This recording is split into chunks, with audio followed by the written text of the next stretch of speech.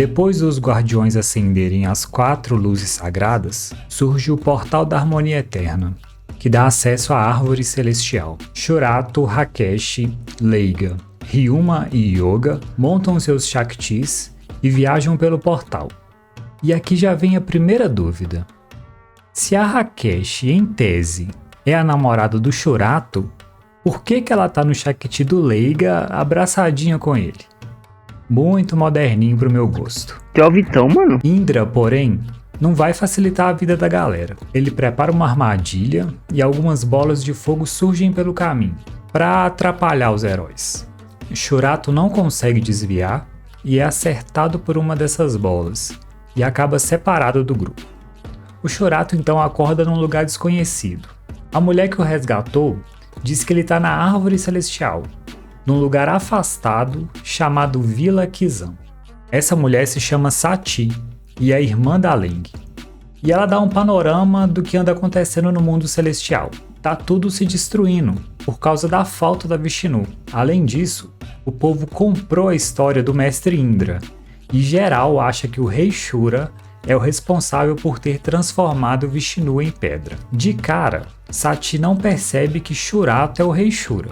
Porém, após conversar com um senhorzinho aleatório, ela recebe a notícia que a Leng havia morrido na batalha contra o grupo do rei Shura.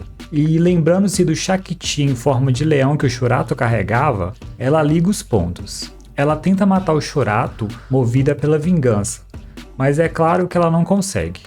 Uns figurantes que têm Shaktis, mas estão em patentes mais baixas na hierarquia da força militar de Deva, também descobrem a localização do Shurato e o atacam, sem se importar em ferir a Sati no processo. O Shurato se arrisca para salvar a Sati e ela percebe que ele tem um coração bom. O resto do grupo então consegue encontrar o Shurato, eles despistam os figurantes, sem feri-los, e fogem dali. Sai daqui, meu! Fala galera, sejam bem-vindos ao canal, eu sou o Arthus, e tá aqui o vídeo da segunda parte do resumo de Shurato. Se você caiu aqui de paraquedas, eu recomendo que primeiro você assista a parte 1 desse resumo. Eu vou deixar o link aí no comentário fixado. Curte o vídeo, se inscreve no canal e não esquece de ativar o sininho, que é para você ser notificado quando a parte 3 desse resumo sair. E sem enrolação, vamos continuar a nossa história. Sabendo que os amigos atravessaram o Portal da Harmonia Eterna, e com a morte em combate de Dan, Kenya e Leng, o mestre Indra resolve libertar a Tríade do Demônio, que são 3 lutadores muito poderosos: Kundalini, de Akuma Mil, Trilo, de Gozanzi, e Akalanata, de Fudomio. Como todo bom shonen, eles não lutam juntos contra os heróis, pois são bem confiantes de sua força. Eles vão pro combate um por vez. Como eu fiz isso no primeiro vídeo e vocês gostaram bastante, vamos dar uma paradinha só pra gente poder contextualizar esses novos vilões na mitologia e religião hindu e budista. Kundalini tá mais ligado ao hinduísmo e significa enrolado como uma cobra. Isso faz alusão à energia cósmica criadora que se concentra em cada ser. Essa energia é representada por uma serpente enrolada na coluna vertebral. É por isso que o Kundalini tem o Shakti em forma de cobra, e ele também ataca com cobras. E Akuma Mil vem de Akuma. Pra gente que assiste anime, Akuma já é mais familiar. São no geral espíritos malignos, demônios, que estão ligados à ideia de maldade. Akalanata, ou apenas Akala, é uma deidade protetora do budismo, conhecida como o imóvel ou o inabalável. O seu papel seria mostrar para as pessoas os ensinamentos de Buda, levando-as a aprender o autocontrole. Veja que nessa figura do Akala, ele é cercado por chamas, que representam a purificação da mente. Deve ser por isso que o Shakti do Akalanata tem esses apetrechos na parte de trás. E essas chamas ficam ainda maiores quando ele funde o seu próprio Shakti ao de Kundalini e Trilo. Fudomio e Akalanata são sinônimos, representam a mesma divindade, só que Fudomio é como ele é chamado mais comumente no Japão, onde ele também é considerado protetor das artes marciais. Trilo vem de Trilokya. Cara, como que pronuncia isso? Shiryu Kyo e Godil. ele também é uma deidade ali da mesma hierarquia que o Akala, então também é um protetor do budismo. Na tradição budista, ele é alguém que conquistou os 3 mundos: o mundo do desejo, da forma e o mundo sem forma. Gozanzemyo também é um sinônimo de Trilo Kyavijaya, que é o nome pelo qual ele é conhecido no Japão. Lembrando, pessoal, que tudo isso aqui é um conhecimento mais superficial, para contextualizar vocês. Budismo e hinduísmo são religiões bem difusas, com várias divindades, várias correntes e interpretações. Voltando para o nosso resumo, enquanto isso, o Shurato reclama de todo o caminho extenso que eles têm que percorrer até chegar na árvore celestial. Ele fala que o Leiga, da primeira vez, levou ele voando rapidão até lá.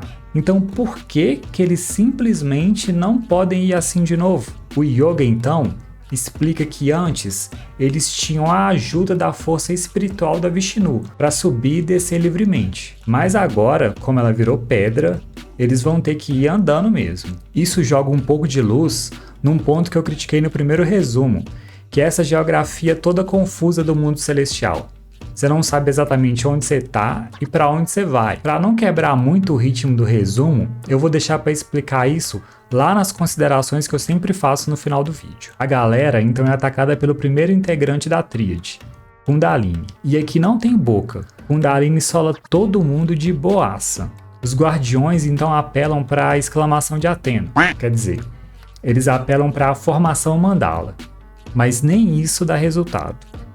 Na última hora, quem salva a galera são Salas e Mayuri, que revelam ser guardiões secretos da Vishnu. Já fora de perigo, todo mundo fica na bad, porque eles são muito fracos. A Kesh, então, fala da fonte do Soma, que é uma lenda da sua terra natal, o Monte Urai.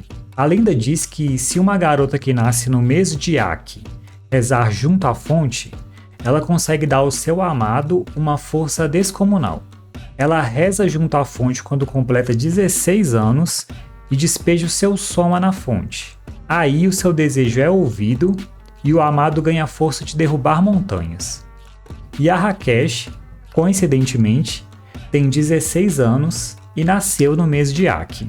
Só que o ponto negativo disso tudo é que a garota morre no processo. Ou pelo menos todas até agora que fizeram o processo morreram. Kundalini usa uma técnica que permite que ele crie cobras que podem rastrear os seus inimigos. Essas cobras acabam encontrando o Shurato e os seus amigos.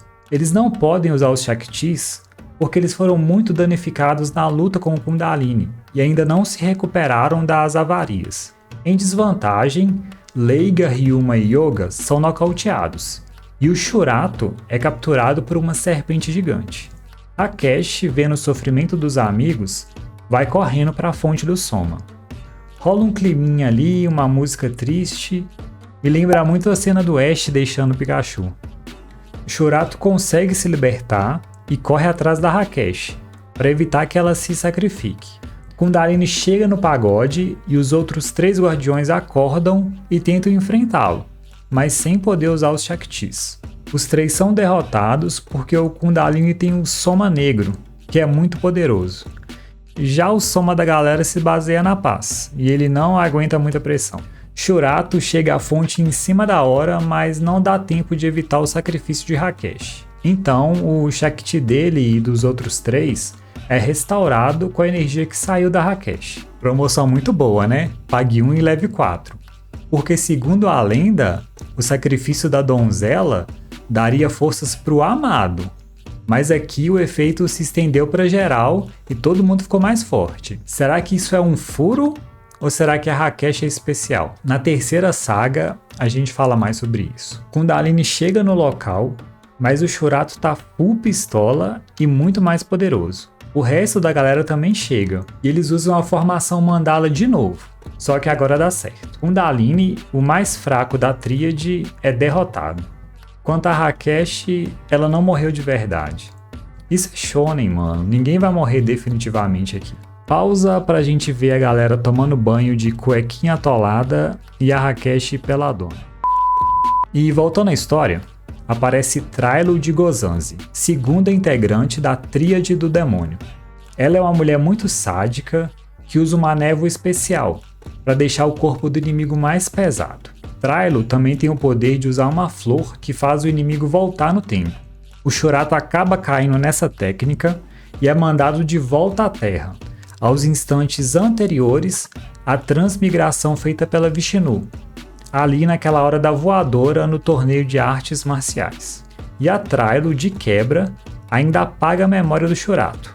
Então ele não lembra de mais nada. O Guy de fato sumiu, porque ele tá lá no mundo celestial transmigrado. E a vida das pessoas na Terra segue seu curso normal, apesar de ninguém conseguir explicar por que o Guy sumiu do nada. Aqui a gente tem uns 2, 3 episódios muito arrastados, com as lembranças do Shurato. Parece aqueles episódios de recap, sabe? Aos poucos o Shurato vai tendo flashbacks dos eventos que ocorreram no mundo celestial, e a memória dele vai voltando gradativamente, até que ela volta por completo. A partir daí, ele vai tentando encontrar maneiras de voltar para o mundo celestial, mas nada dá certo. Se você se lembra, a Vishnu é a única capaz de transmigrar os seres, só que agora ela está petrificada, então em teoria não tem como o Shurato voltar. Depois de uma conversa, o avô do Shurato passa para ele um ensinamento secreto do estilo de luta Hidaka. Ele diz que a base de tudo está no espírito. E o espírito também está em tudo. Água, plantas, terra, lua, enfim, na natureza. E se você conseguir incorporar esses espíritos, não tem nada que pode te derrotar. Com esse ensinamento, Shurato tem um insight de mente milionária, acorda às 5 da manhã e vai até a arena do torneio de artes marciais, o lugar onde ele foi transmigrado. Ali, ele consegue sentir a presença da Vishnu e de alguma forma interagir com o soma dela. Isso abre caminho para o mundo celestial e o Shurato finalmente consegue retornar. E com apenas um golpe, ele derrota a Trilo. O Guy aparece novamente, só que ele voltou a ser malvadão e tá ainda mais poderoso que antes. Guy também diz que ele é uma nova pessoa e descobriu o significado dele ter sido transportado ao mundo celestial. No entanto, antes que ele possa revelar mais, surge a Kalanata de Fudomio e Guy se retira. Esse Kalanata, pra mim e pra vários fãs de Shurato, é o vilão mais top do anime. Olha só a entrada dele em cena, mano. O bicho já chega com a câmera girando e botando banca mesmo. Algumas pessoas até apelidam o Kalanata de Fudomio como a Kalanata de Fudeu Muito, porque esse cara dá trabalho demais pros guardiões. O maluco de cara já joga uma montanha no Shurato, só com o poder da mente. O Ryuma, vendo que o bagulho azedou, chama a responsa pra si e toma a dianteira da luta. A Kalanata diz que vai ser um prazer matar o dragão novamente. E o Ryuma fica tipo, como assim? Nem te conheço, cara. Vem cá, eu te conheço? O Kalanata então usa o seu golpe Luz do Passado Perdido, que mostra tipo umas visões do passado, e conta a história. Há 10 mil anos, na última guerra entre os povos de Azara e Deva, o Kalanata matou o último rei dragão. Visualmente, o anime só te mostra o Kalanata derrotando o Rei Dragão, mas depois ele fala isso pro Shurato e pros Guardiões. Como vocês viram, eu matei vocês 10 mil anos atrás. Que tal acharam a viagem de volta ao passado? Como vocês viram, eu matei vocês 10 mil anos atrás. Então a gente pode subentender que ele matou pelo menos os antigos reis Shura, Carla e Celestial também. Naquela época, quem salvou o dia foi a Vishnu, que apareceu e trancou a tríade do demônio numa prisão num lugar distante do mundo celestial. Se não fosse a ação da Vishnu, Azra teria ganhado aquela guerra. A luta continua, o Ryuma tenta atacar, mas o seu Shakti fica dando umas travadas, deixando o Ryuma paralisado, como se o Shakti tivesse com medo. Para deixar as coisas ainda piores, o Kalanata tem a habilidade de copiar os golpes dos adversários. Ele copia a técnica de todos os guardiões ali e dá uma surra em todo mundo. Sobra até para Rakesh. Como último recurso, os heróis tentam usar a formação Mandala, e ela até que dá um resultado, eles conseguem ferir o Akalanata. E o vilão acaba se lembrando de ter recebido um golpe no mesmo local, há 10 mil anos, do Rei Dragão. A lembrança deixa o Akalanata pistola e ele joga outra montanha na galera. Acontece que o Akalanata e o Rei Dragão tiveram uma treta no passado. Na última luta, o Rei Dragão, com o seu tridente, feriu o Akalanata, essa mesma ferida que brilhou quando ele tomou a formação Mandala. O Akalanata diz que se não fosse por aquele ferimento, ele teria forças suficientes para derrotar Vishnu. O Shakti do dragão se paralisa de novo, como se estivesse pagando um pau pro Akalanata. O vilão então lança mais um golpe contra os guardiões, e o Shurato, em especial, fica bastante ferido. Quem aparece para salvá-los é a Salas. Dessa vez, ela aparece sozinha, porque o Mayuri seguiu direto para o Palácio Celestial para derrotar os generais que fazem a guarda de lá e limpar o caminho para os guardiões. Akalanata então chama os Shaktis de Trilo e de Kundalini, que se sobrepõem ao seu próprio, formando a Tríade Unida do Demônio. Esse Shakti fundido da Tríade me lembra muito o Battleizer do Andrews, de Power Rangers no espaço. Na verdade, ele lembra também quase qualquer Battleizer de Power Rangers. Eu fico pensando aqui que já deve ser difícil se mexer com um Shakti normal, mas com esse Shakti grandão deve ser pior ainda. Só alguém muito foda que nem o Akalanata para conseguir usar isso. Em sua nova forma, o Akalanata tem um golpe chamado Explosão de Fogo do Inferno. Mas é tanto capeta, inferno, é tríade do demônio para ofender a Santíssima Trindade que se a sua mãe passa perto da TV na hora, ela tira da manchete e coloca na Rede Vida, só para te exorcizar. Ai, Satanás! Agora em nome de Jesus! A luta se desenrola e a Salas acaba se sacrificando para defender o Shurato. Ela sente que o Shurato está destinado a salvar a Vishnu e a fazer coisas até mais grandiosas. Por isso ela vem ajudando o Shurato desde o início da história. O Shakti do dragão se paralisa novamente e mostra para o Ryuma uma visão do antigo Rei Dragão atacando e ferindo o Akalanata. O Shakti mostra mais uma visão para o Ryuma, que revela que o Akalanata tem um ponto fraco. Eu vou tentar explicar esse ponto fraco aqui. Em duas cenas, tanto na lembrança do Shakti de dragão, quanto no momento atual da luta, caem umas pedras na direção do Akalanata, e ele conscientemente, com seu soma, destrói essas pedras. Mas por que ele faz isso? Bom, naquele breve momento após lançar o ataque, o Shakti do Akalanata fica vulnerável, menos resistente. Então, o Akalanata evita tomar aquela pedrada, evita tomar aquele dano. Essa é exatamente a abertura, o intervalo de tempo que eles têm para atacar o Akalanata.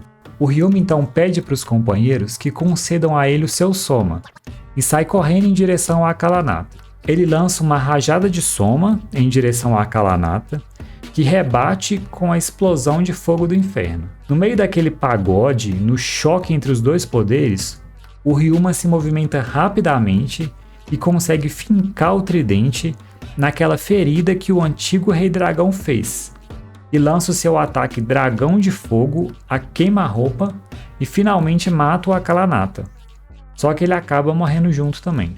Aqui tem umas considerações. Eu vejo que algumas pessoas acham que essa vitória do Ryuma sobre o Akalanata foi roubada, mas eu acho que não. Olha só, desde o início da luta, o Shakti de dragão vem tentando passar uma mensagem para o Ryuma.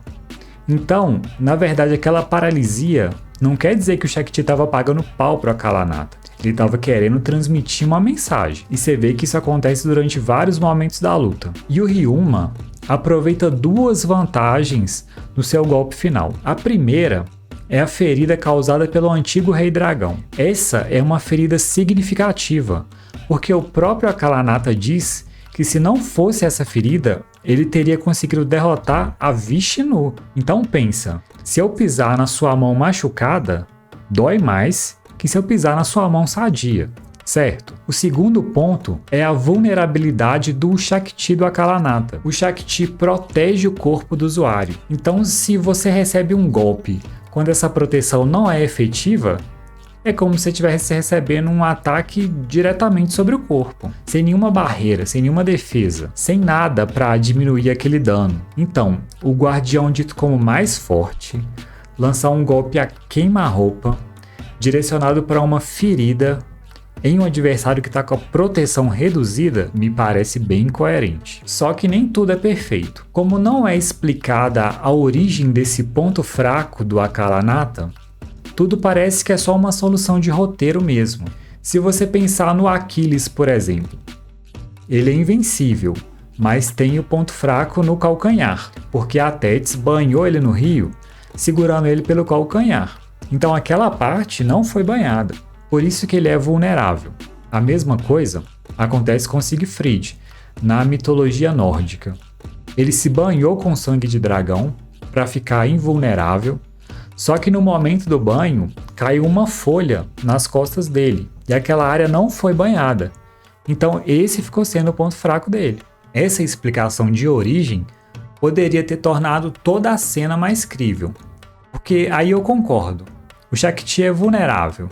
Mas por quê? Porque fica e pronto. E para piorar, ele não estava usando só o Shakti dele, ele estava usando a união de 3 Shaktis, o que deixa até mais estranho. Mas continuando, a galera chora a morte do Ryuma, mas a missão tem que continuar. E eles partem para o Palácio Celestial. E olha só esse easter egg aí, um símbolo de feminino na armadura do Leiga. Qual será a mensagem que eles queriam passar com isso, hein? Os guardiões atravessam o portal Ginkgo, que é uma via de acesso ao Palácio Celestial, e se espantam ao ver que todos os guardas estão desacordados. Ao final do caminho, eles encontram um Mayuri muito ferido, que também acaba morrendo. Na porção final do caminho, o Shurato apaga Rakesh para protegê-la, pois a partir dali a jornada vai ser muito perigosa. Leng, Dan e Kenya reaparecem. Leiga de cara já manja que eles são impostores, porque ele está guardando o Shakti do Rei Dapa, desde o momento que ele derrotou o Kenya lá atrás. O Leiga então fica para lutar com esses 3. E ele pena bastante, é uma luta bem difícil, mas no final ele consegue derrotar os impostores e depois ele desmaia. Importante aqui é que o Leiga só desmaia, ele não morre. No mundo celestial, quando a galera morre, eles viram luz. E não é isso que acontece aqui. Shurato e Yoga seguem o caminho e finalmente se encontram com o Mestre Indra. O Indra é muito forte e ele desce a lenha nos caras usando um ataque com umas bolinhas de gude. A gente tem um momento de conversa ali e o Indra revela que ele é um dos 12 comandantes das forças divinas de Asra. Ele é Indra, o Imperador da Luz. Ele também explica que com a passagem do Palácio da Transformação perto do mundo celestial, o Soma Negro dentro dele despertou, e ele diz que é o destino dele destruir o mundo celestial. Ele fala que a bondade que havia antes dentro dele não era uma mentira, nem um fingimento. Só que com o despertar do Soma Negro, ele simplesmente mudou. O Shurato acerta um ataque no Indra, e surpreso, ele decide usar o seu melhor golpe no Shurato e no Yoga, a pancada do Imperador do Trovão. Pesquisando aqui, parece que era para ser rajada do Imperador do Trovão, mas na dublagem tá assim, que é basicamente o outra dimensão do Saga, só que tem a risada maiada do Indra.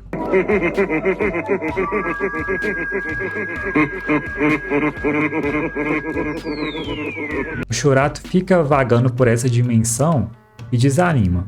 É aí que todos os amigos mortos, Ryuma, Leng, Salas, Mayuri e os outros, aparecem para chamá-lo.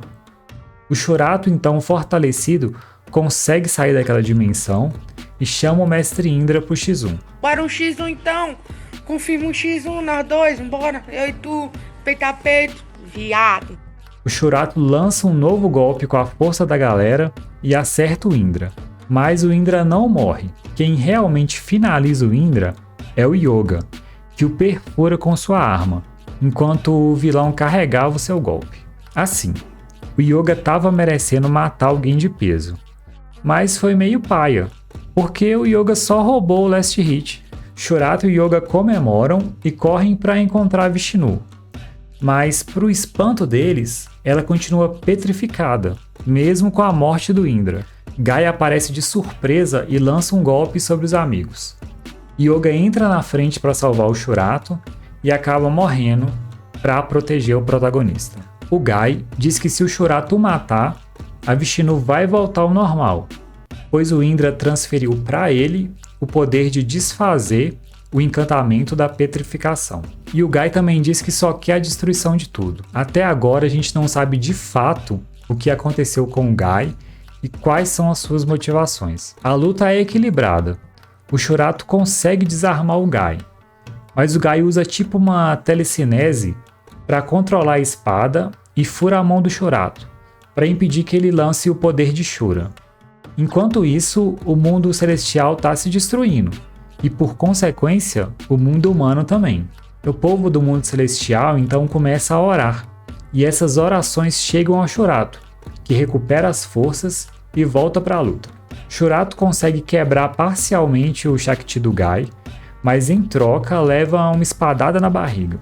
A espada fica alojada no corpo do Shurato.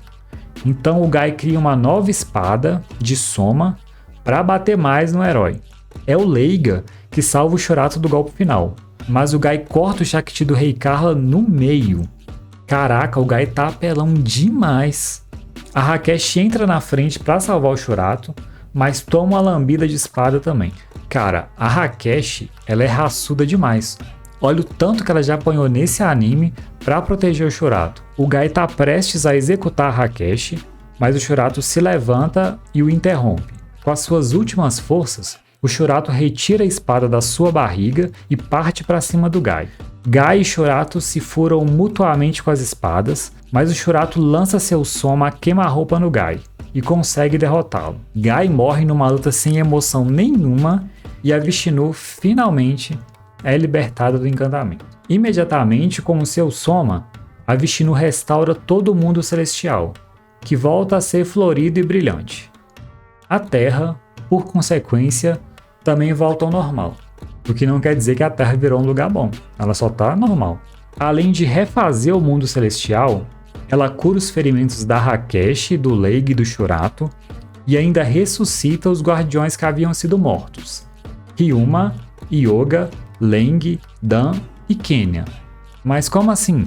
Por que ela não ressuscitou também as Salas e o Mayuri? Eu não quero! E aí o Shurato pergunta: cadê o Gai? E a Vishnu fala que o Gai não poderá ressuscitar pelas suas mãos, pois ele já voltou à vida pelas mãos da deusa Shiva, deusa da destruição e líder máxima do povo de Astra. E assim, com a revelação do inimigo final, terminamos a segunda parte do nosso resumo.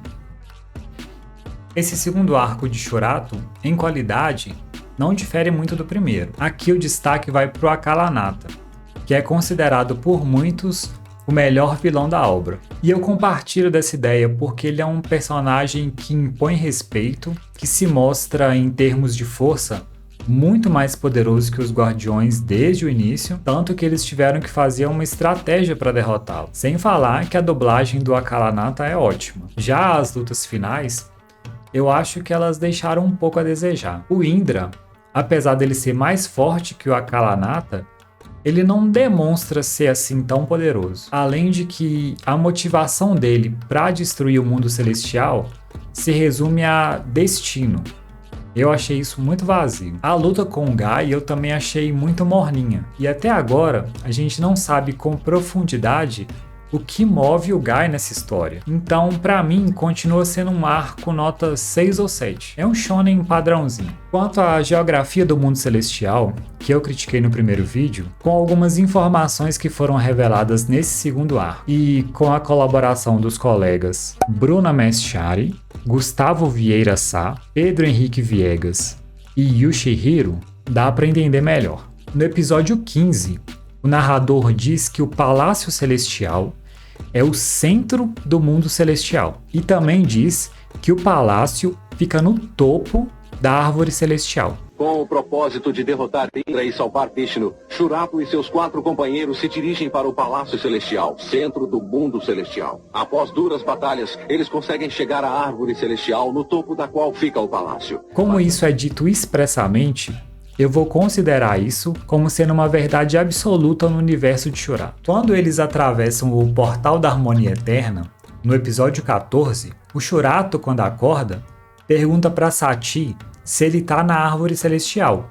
E ela responde que sim, que ele tá. Por favor, aqui é a árvore celestial. Isso mesmo. O problema aqui é que durante a jornada, após esse episódio, várias vezes eles avistam a árvore celestial ao longe ali, na paisagem. Então, para essa explicação fazer sentido, eu não vou considerar como árvore celestial somente o seu tronco e os seus galhos, mas sim toda a região que fica no seu entorno.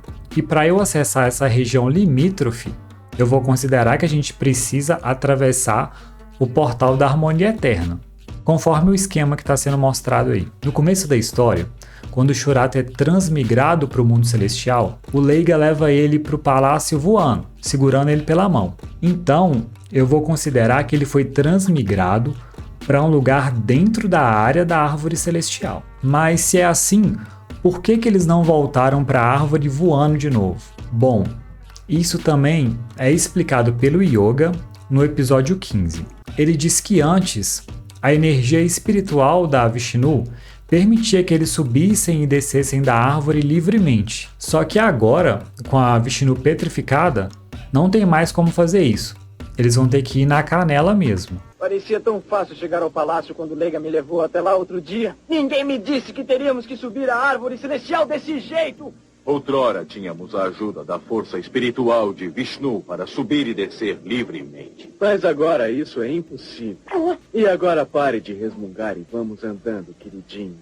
No momento em que o Indra petrifica Vishnu e com as últimas forças dela, ela teleporta a galera para um local, pela lógica, ela mandou eles para um lugar além do Portal da Harmonia Eterna. Senão, eles não iam precisar atravessá-lo, né? E por fim, a tartaruga voadora tá alheia a isso tudo. Essa tartaruga, na verdade, se chama Mahaba. Só que esse nome só é revelado no terceiro arco do anime. Segundo as informações que os nossos colegas trouxeram, o Mahaba seria tipo uma base móvel, que eles usam para procurar os traidores. Pelo menos que eu me lembre, não é feita nenhuma descrição explícita sobre o Mahaba no anime. Isso é tudo dedução que a gente faz. Mas são conclusões totalmente plausíveis, e eu concordo com isso. O que gera confusão mesmo é que o Mahaba possui uma edificação dourada que é parecida com o Palácio Celestial. Olha só essa cena, que percorre a árvore celestial, chega até o seu topo e aí mostra o Palácio Celestial. E olha essa outra, que mostra o Mahaba e também uma edificação dourada no seu topo. Realmente, agora as coisas fazem mais sentido. Mas foram totalmente explicadas? Eu acho que não. Primeiro, essa coisa da energia da Vishnu permite descer e subir a árvore celestial, eu achei muito tirado do sovaco. Veio do nada. E eu achei também que faltaram algumas explicações sobre o Mahaba. Por exemplo, ele ignora o Portal da Harmonia Eterna? Ele pode voar até o Palácio Celestial independentemente da energia da Vishnu? E toda vez que eu transito da região da Árvore Celestial para um lugar mais externo do mundo celestial, eu tenho que acender as 4 luzes e chamar o portal? Ficam essas dúvidas aí. Mas eu acho que a explicação já tá boa e eu tô me estendendo demais num assunto que é até meio trivial. Foda-se. Foda-se. Considerando que o anime a partir da saga de Shiva vai ficar todo cagado, isso é um assunto irrelevante. O que realmente importa é a colaboração de vocês. Vocês me ajudaram a entender melhor o universo de Shurato e com certeza ajudar outras pessoas também. Eu não sou o dono da verdade e eu tô sempre aqui com humildade aberto às sugestões e aos comentários de vocês. Então, valeu galera! Obrigado pelos esclarecimentos. E eu também queria mandar um salve para as almas caridosas que comentaram que cuidam sim dos pombos machucados. São eles: Anselmo Monteiro, Cangaço Games, Darlan Santos, Gleison Carneiro Marcelino, Reinhard Van Strea e user JV1YP1FM5U. Essa galera aí vai direto pro céu. Se eu esqueci de citar alguém, por favor me desculpem, mas pode ser que você tenha comentado depois de eu já ter começado a gravar esse vídeo aqui. De qualquer forma, fica o meu muito obrigado a você. E a gente fica por aqui e eu vejo vocês na parte 3 desse vídeo, Arco de Shiva, onde a gente vai ter a conclusão da história. Um abraço, até semana que vem e tchau, tchau.